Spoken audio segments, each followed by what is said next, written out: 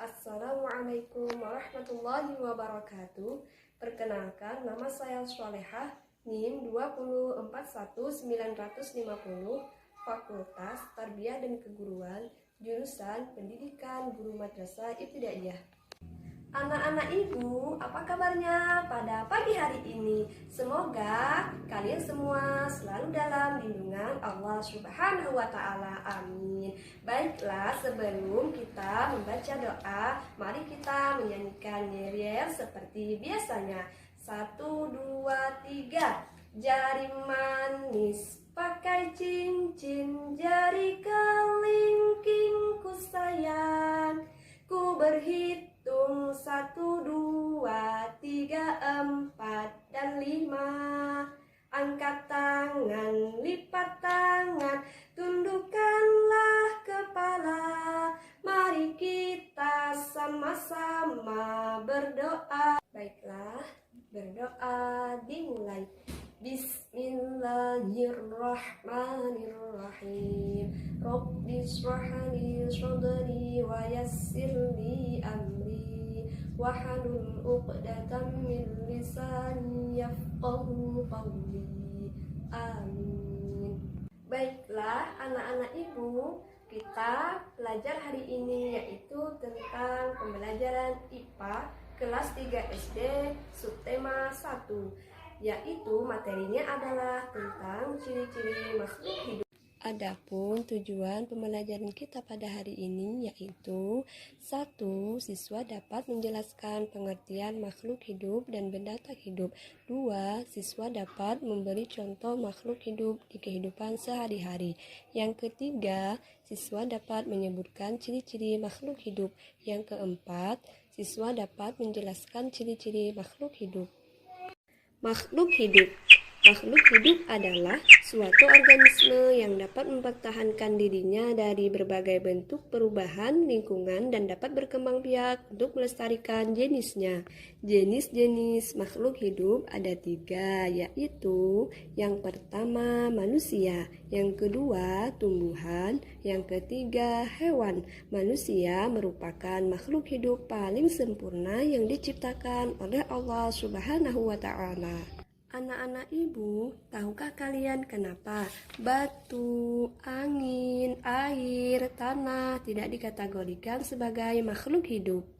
Nah, ternyata semua itu merupakan benda mati karena batu, angin, air, tanah tidak memiliki ciri-ciri makhluk hidup seperti manusia, hewan, dan tumbuhan.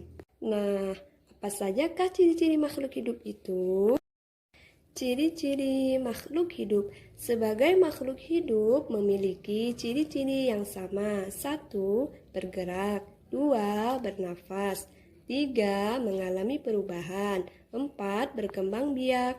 5. Makan dan minum. 6. Peka terhadap rangsangan. 1. Bergerak. Makhluk hidup memiliki kemampuan bergerak tanpa adanya bantuan dari pihak lain. Bergerak terbagi menjadi 2. 2. Bernapas. Manusia dan hewan bernapas dengan menghirup udara yang mengandung oksigen dan mengeluarkan udara yang mengandung karbon dioksida. Tumbuhan mengalami pernapasan berbeda. Di siang hari, tumbuhan menghirup udara yang mengandung karbon dioksida dan mengeluarkan udara yang mengandung karbon dioksigen. Sedangkan di malam hari, tumbuhan menghirup udara yang mengandung oksigen dan mengeluarkan udara yang mengandung karbon dioksida. Manusia bernapas menggunakan paru-paru. Ikan bernapas menggunakan insang. Tumbuhan bernapas menggunakan stomata atau mulut daun. Kecubung bernapas dengan menggunakan insang, sedangkan katak dewasa bernapas menggunakan paru-paru. 3. Mengalami pertumbuhan. Pertumbuhan artinya bertambahnya ukuran tinggi badan dan berat badan. Pertumbuhan manusia dipengaruhi oleh makan dan minum, juga kebiasaan berolahraga. Oleh karena itu, menjaga pola makan dan berolahraga teratur merupakan cara yang baik untuk menjaga kesehatan tubuh. Contoh pertumbuhan makhluk hidup. Yang pertama, ada daur hidup ayam dimulai dari telur, menetas, lalu menjadi anak ayam. Kemudian jadi ayam dewasa dan menetas lagi jadi telur. Contoh yang kedua yaitu pertumbuhan kucing. Kucing dimulai dari anak kucing, menjadi kucing muda, lalu menjadi kucing dewasa. Lalu ada pertumbuhan tanaman, dimulai dari biji, kecambah, tanaman muda, tanaman dewasa.